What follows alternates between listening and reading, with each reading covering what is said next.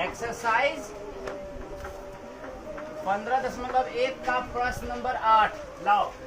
इसमें ज्यादा कोशिश करना प्रश्न समझने का कि बनाते कैसे हैं, उतारने से कोई फायदा नहीं है, क्योंकि अधिकांश प्रश्न इसमें ऑब्जेक्टिव में भी आता है। ठीक, इसमें कॉन्सेप्ट समझना कि आंसर निकलता कैसे है। ठीक है, क्वेश्चन कह रहा है एक थैले में 3 लाल गेंद 5 काली गेंद है। मतलब थैला है, किसी थैला में लाल गेंद कितना है, लाल गेंद ये दिया है 3 और काली गेंद ये दिया है कितना 5, है ना। इस थैले में से यादृच्छा एक गेंद निकाले तो लाल होने का लाल नहीं होने, देखो ऐसे कर रहा है।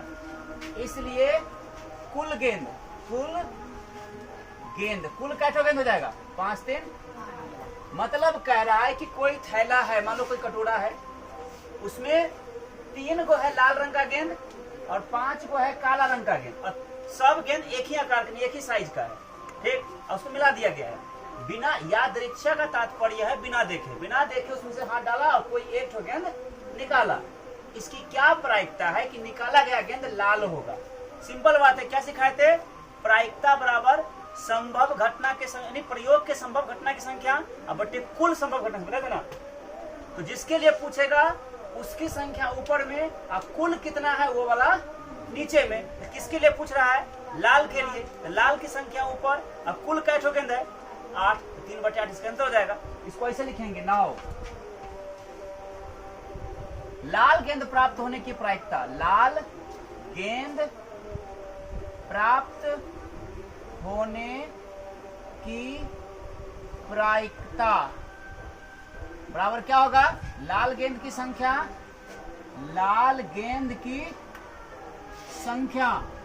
अब बटे कुल गेंद की संख्या। एक तरीका तो ऐसे लिखने का है, दूसरा तरीका क्या है कि सिंपल में तुम क्या कर लेना, जो सूत्र तुमको लिखवाए थे ना पीई यानी प्रायिकता बराबर कल जो सूत्र लिखवाए थे कॉन्सेप्ट का पहला ही फॉर्मूला, वही फॉर्मूला हर जगह चिपका देना, काम आ जाएगा। घटना के संभव परिणामों की संख्या बटे कुल घटना के परिणामों की संख्या, बता थे ना, वही लिख देना।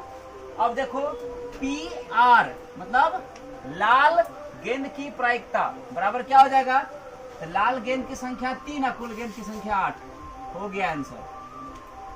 समझ में।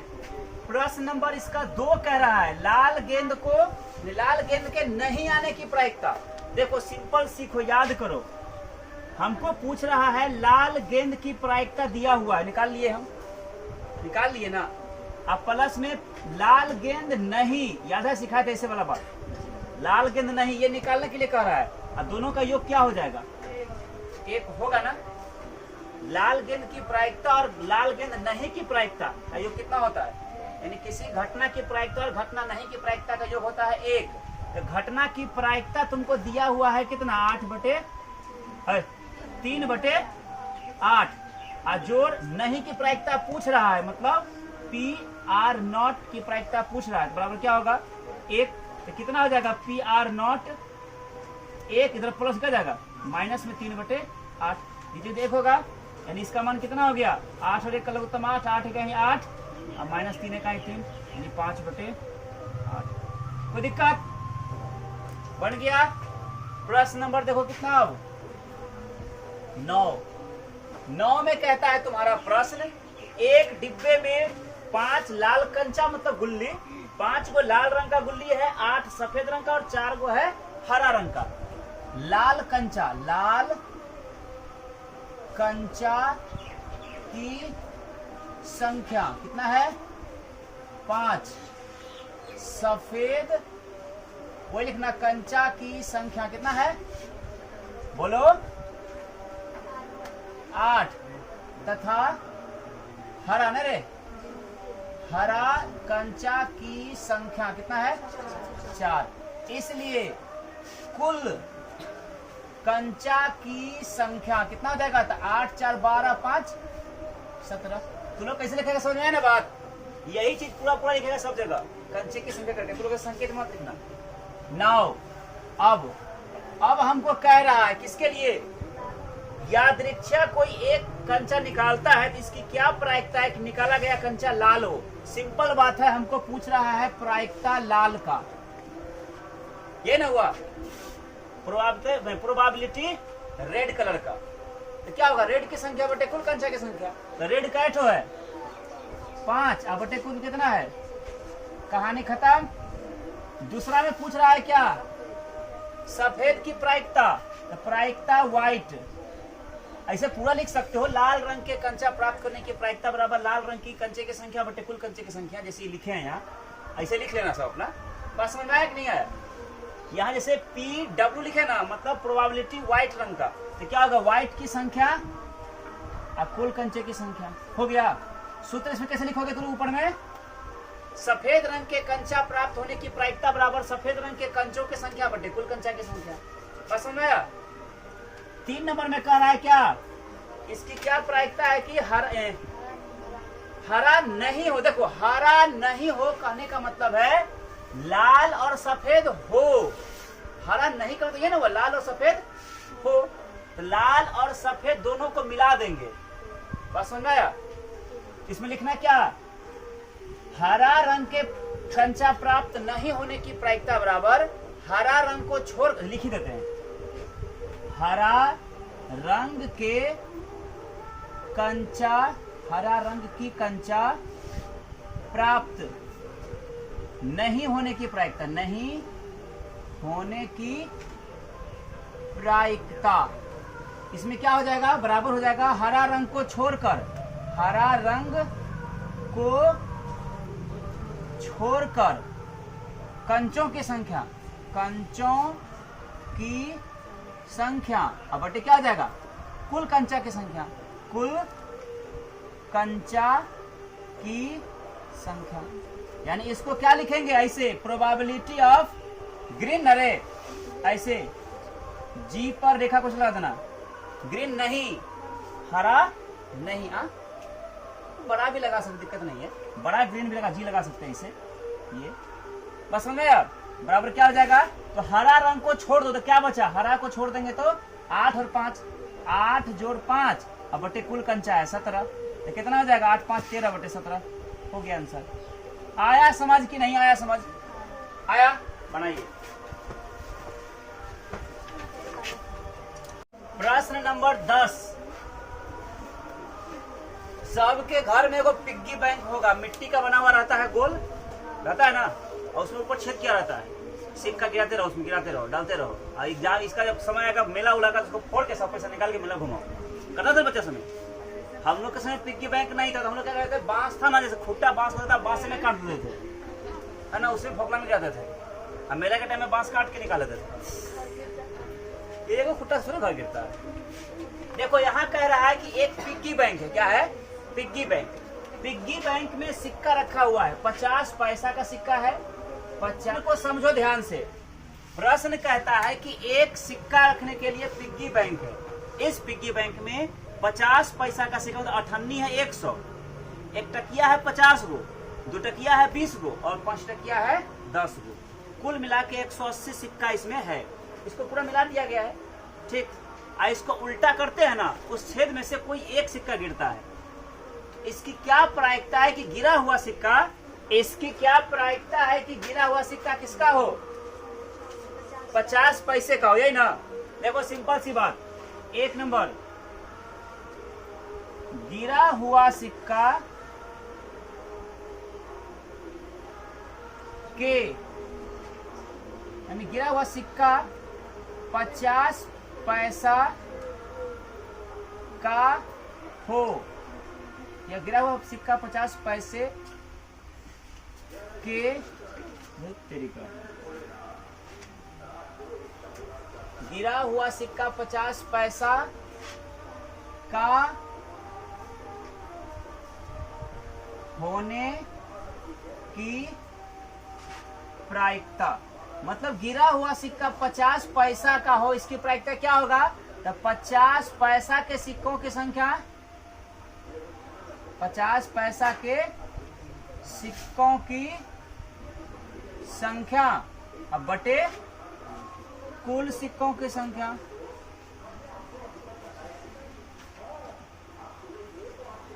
अब बताओ कि 50 पैसा का कै गो सिक्का है? 100। और कुल सिक्का कितना है? 180। तो एक गो सुन्ना से एक गो सुन्ना कट गया। 10 को बटा 5 दूना 10 और 9 दूना यानी 5/9। यही आंसर हुआ। और 2 नंबर में कहता है इसका कि इसकी क्या प्रायिकता है कि गिरा हुआ सिक्का 5 रुपया का नहीं हो। देखो 5 रुपया का नहीं होना, इसका मतलब हुआ कि सिक्का 50 पैसा 1 रुपया 2 रुपया का हो सकता है। तीनों में से कुछ भी हो सकता है, सिर्फ क्या नहीं हो सकता है? 5 नहीं। तो 5 को छोड़ देंगे, बाकी सभी सिक्कों की संख्या बटे 180। और समझ में आया? समझ में आया बात? मतलब इसकी क्या प्रायिकता है कि गिरा हुआ सिक्का 5 रुपया का नहीं हो। इसका मतलब है 5 टकिया अगर नहीं है तो उसमें 50 पैसा 1 रुपया 2 रुपया तो होगा ना। तो 5 रुपये वाला सिक्का छोड़ देंगे और बाकी जो बचा उसकी संख्या ऊपर और कुल संख्या नीचे। तो क्या लिखेंगे? गिरा हुआ सिक्का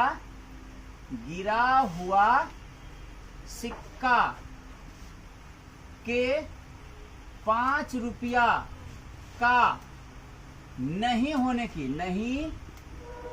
की प्रायिकता क्या हो जाएगा? बराबर होगा 5 रुपए को छोड़कर सिक्कों की संख्या।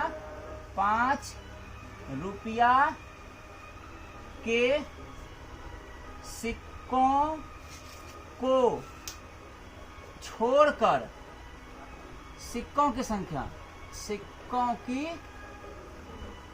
यानी 5 रुपया को छोड़कर सिक्कों की संख्या अब बटे कुल सिक्कों की संख्या। समझ आया बात? तो 5 रुपया को अगर हम छोड़ दें, 5 टकिया सिक्का को छोड़ दें तो क्या को बचेगा? 100 जोड़ 50 जोड़ 20 ये नहीं बचेगा। 198 है, 50 को 1 टकिया और 20 को 2 टकिया है। अब बटे कुल 180 को सिक्का है तो कितना हो जाएगा? 170 बटे 100। सुन्ना सुन्ना खत्म, कितना होगा? 17 बटे 18। ये आंसर हुआ। कोई दिक्कत समझने में? बढ़ाइए।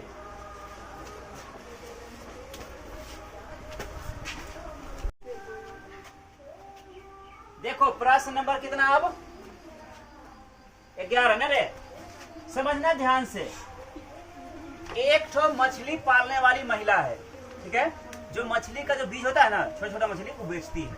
पालने वाला मछली का जाता है खरीद के। एक वो टब है मान लो, उसमें मछली रखा हुआ है, ठीक? इसमें कह रहा है कि कुल 5 गो है नर मछली और 8 गो है मादा मछली। मतलब एक बक्सा है जिसमें पानी भरा सब रखा हुआ है बीज। तो नर मछली की संख्या कितना है? नर मछली की संख्या ये दिया है, नर मछली 5 ठो है और मादा मछली की संख्या दिया है क्या? मादा मछली की संख्या यह है कितना? 8। इसलिए कुल मछली की संख्या ये कितना होगा? 8 5 13 9। अब समझो ध्यान से, वो जो महिला है उस टब में से कोनो एक मछली निकाल लेती है बिना देखे और किसी को दे देती है। इसकी क्या प्रायिकता है कि दिया गया मछली नर हो?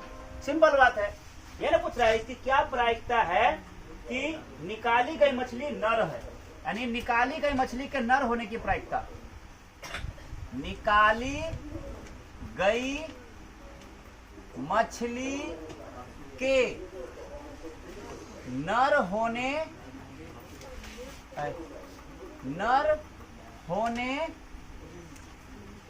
की प्रायिकता तुम लोग बताओ क्या होगा? नर मछली की संख्या बटे नर मछली की संख्या अब बटे हो जाएगा कुल मछली की संख्या। अब बताइए नर मछली कैठो? ऐसे प्रोबेबिलिटी मेल ऐसे कर देते हैं, ठीक है? नर मछली की प्रायिकता तो मेल की संख्या 5 और कुल 13 हो गया। इसमें कह नहीं रहा है लेकिन दूसरा भी निकाल देते हैं। अगर मछली निकालेंगे तो निकाली गई मछली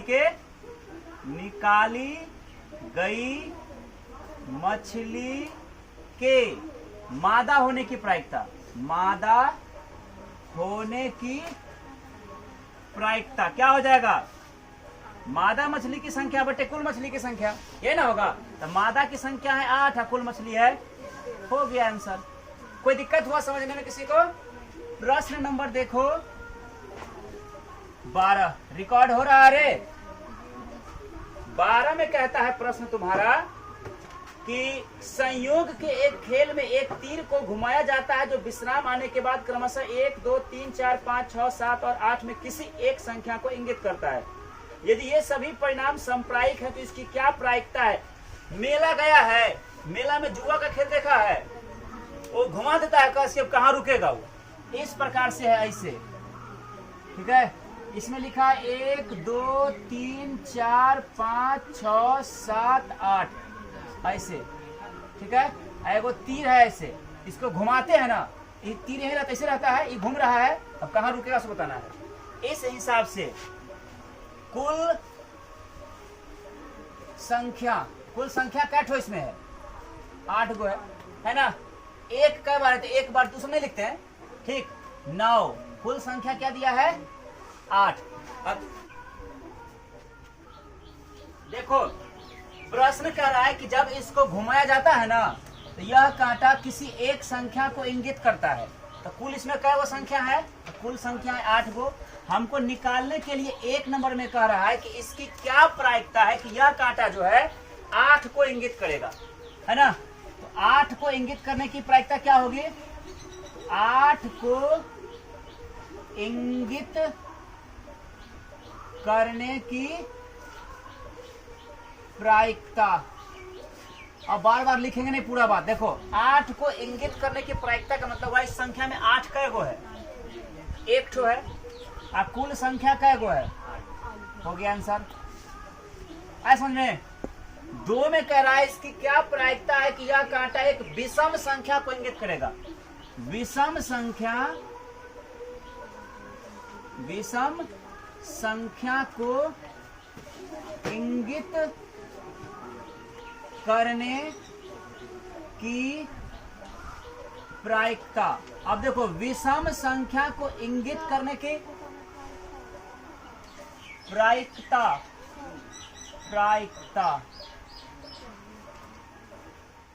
ठीक है। तो कहाँ गलती की रे?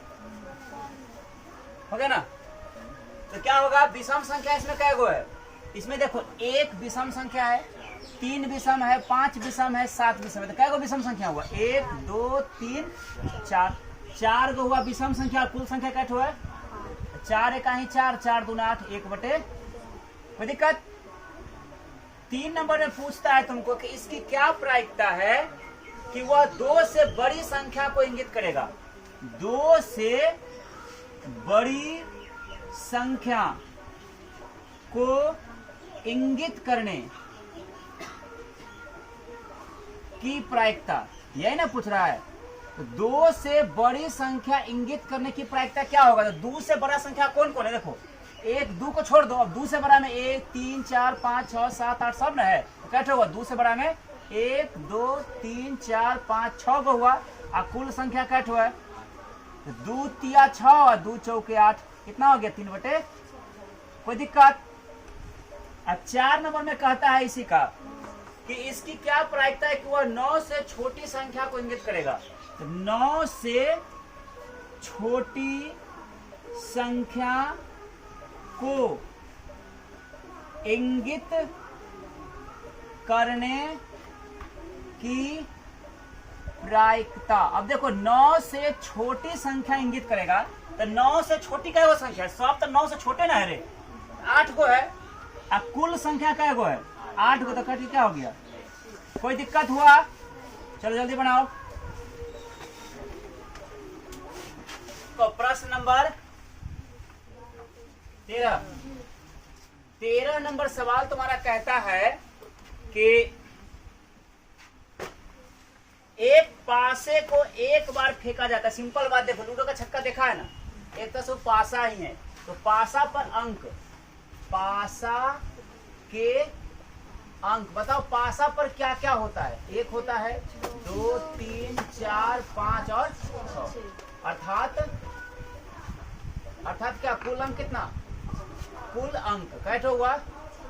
6 गो। 6 गो ना अंक हुआ सबसे। ऐसा सब जोड़ देना ही नहीं, मतलब कुल कै गो मतलब उसका सतह फलक कै गो होता है, 6 गो फलक होता है। नाउ अब कह रहा है कि पासा को एक बार जगह फेंकते हैं, ठीक, मिला के को फेंकते हैं, इसकी क्या प्रायिकता है कि फेंकेगा नहीं, फेंकने पासा को फेंकने पर एक अभाज्य संख्या आएगी, तो पासा फेंकने पर अभाज्य संख्या प्राप्त होने की प्रायिकता, पासा फेंकने पर अभाज्य संख्या प्राप्त होने की प्रायिकता, होने की प्रायिकता, तो क्या होगा, अभाज्य संख्या प्राप्त होने की प्रायिकता क्या होगा, तो पासा में बताओ कि अभाज्य संख्या कै गो है।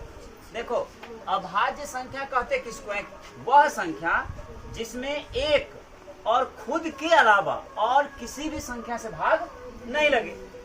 इसमें अभाज्य संख्या क्या है, सबसे छोटी अभाज्य संख्या 2 होता है, ठीक, सबसे छोटी अभाज्य संख्या 2 होता है, क्योंकि 2 जो है एक में और 2 में आता है, बाकी किसी में नहीं आता है, ठीक। एक ठो अभाज्य संख्या 2 हुआ, एक ठो अभाज्य संख्या 3 हुआ और एक ठो 5 हुआ। अभाज्य संख्या कै गो हो गया, 3 गो, और कुल संख्या कै गो है, 6 गो, तो 3 का है 3, 3 दूना 6, 1/। कोई दिक्कत समझने में? नंबर 2 समझो, पासा फेंकने पर, पासा फेंकने पर क्या प्राप्त होने की प्रायिकता मांग रहा है? 2 और 6 के बीच स्थित कोई संख्या, 2 और 6 के बीच की कोई संख्या, कोई संख्या प्राप्त होने की प्रायिकता, प्राप्त होने की प्रायिकता, यही ना मांग रहा है। तो सिंपल बात बताओ क्या होगा, 2 और 6 के बीच के संख्या की संख्या अब बटे कुल संख्या, तो 2 और 6 के बीच में कै गो संख्या है, 3 गो, और कुल संख्या कै गो है, 3 का है 3, 3 दूना 6, उत्तर क्या हुआ? कोई दिक्कत?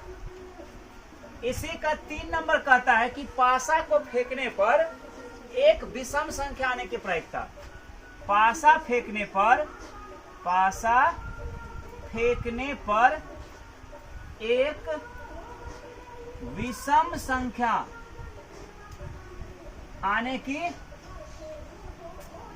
प्रायिकता। अब सिंपल बात बताओ, विषम संख्या किसको कहते हैं, जिसमें 2 से पूरा पूरा भाग नहीं लगे। कौन कौन होगा, 1 होगा, 3 होगा, 5 होगा, तो कै गो विषम संख्या हुआ, 3 गो, और कुल संख्या कै गो है, 3 का है 3, 3 दूना 6, 1/।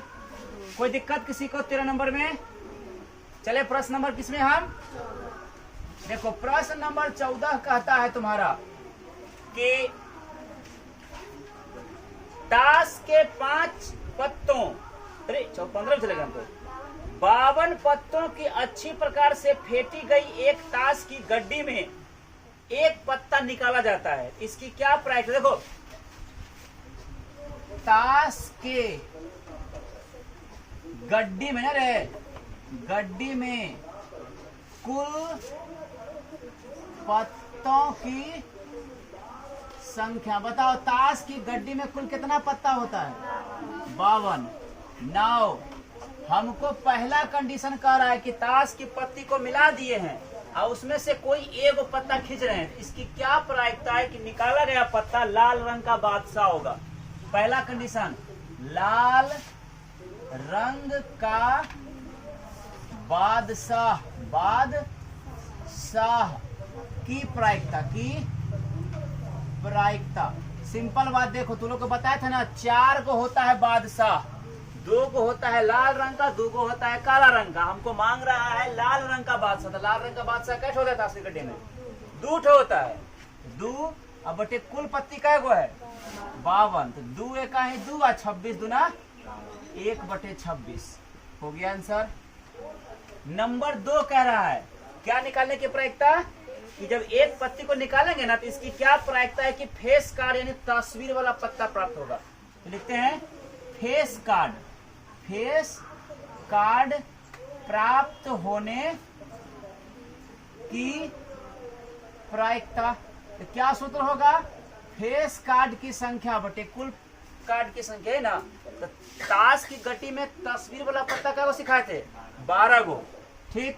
आ कुल पत्ता क्या गो है, तो 12 कहीं 12, 13 चौके 12 कहीं 12 नहीं कटेगा ना रे, 6 दूना 12, ऐसे करो 3 चौके 12, 13 चौके 52, ये ना 3/13 होता है आंसर। आगे प्रश्न है तुम्हारा 3 नंबर में कि जब ताश की गड्डी को मिला देंगे या कोई एक पत्ता निकालेंगे तो इसकी क्या प्रायिकता है कि निकाला गया पत्ता लाल रंग का तस्वीर वाला पत्ता हो। देखो लाल रंग का तस्वीर वाला पत्ता प्राप्त होने की प्रायिकता, देखो समझना ध्यान से। अभी हम क्या सिखाएं कि ताश की गड्डी में कुल 4 गो बादशाह होता है, 2 गो लाल रंग का 2 गो काला रंग का, 4 गो बेगम होता है, 2 गो लाल रंग का 2 गो काला रंग का, और 4 गो गुलाम होता है, 2 गो लाल रंग का 2 गो काला रंग का। तो लाल रंग का पत्ता कै गो हो गया, 2 गो लाल रंग का बादशाह, 2 गो लाल रंग का बेगम और 2 गो लाल रंग का गुलाम, तो 6 गो हुआ। तो 6 गो हुआ लाल रंग का तस्वीर वाला पत्ता, और कुल पत्ता है कै गो 52 गो, तो कटा दो 3 दूना 6, 26 दूना 52 है 3/26। कोई दिक्कत समझने में, ये सब चीज समझने का है। प्रश्न नंबर 4 का रहा है वही बात, उसी का 4 कि जब ताश की गड्डी को मिला देते हैं और उसमें से कोई एक पत्ता निकालते हैं, इसकी क्या प्रायिकता है कि पान का गुलाम प्राप्त। देखो पान का गुलाम एक को होवे करता है, 1/52 दिया होगा तुमको इसका आंसर, है ना। तो पान का गुलाम प्राप्त होने की प्रायिकता। कभी ताश अगर देखा होगा, देखना उसमें ऐसे बनल रहेगा, ऐसे वाला एक को पत्थर का बीच में रंगीन रहेगा, है ना, यही एक को होबे करता है। तो 1/52। और फिर प्रश्न नंबर इसी का 14 नंबर का 5 में कहता है कि इसकी क्या प्रायिकता है कि निकाला गया पत्ता हुकुम का पत्ता हो। हुकुम का पत्ता 13 गो होता है, 4 गो बेगम, 4 गो बादशाह, 4 गो गुलाम और 1 गो लाल पान, ये वाला पान का गुलाम। 13 गो पत्ता होता है हुकुम का पत्ता, यानी हुकुम का पत्ता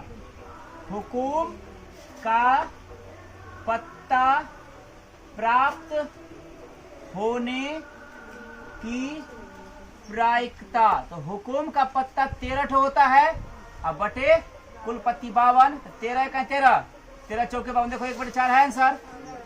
तुम लोग ऐसे मत लिखना, तुम लोग नीचे लिखना, जैसे हम सामने लिखे ना, तुम लोग नीचे लिखना इसका।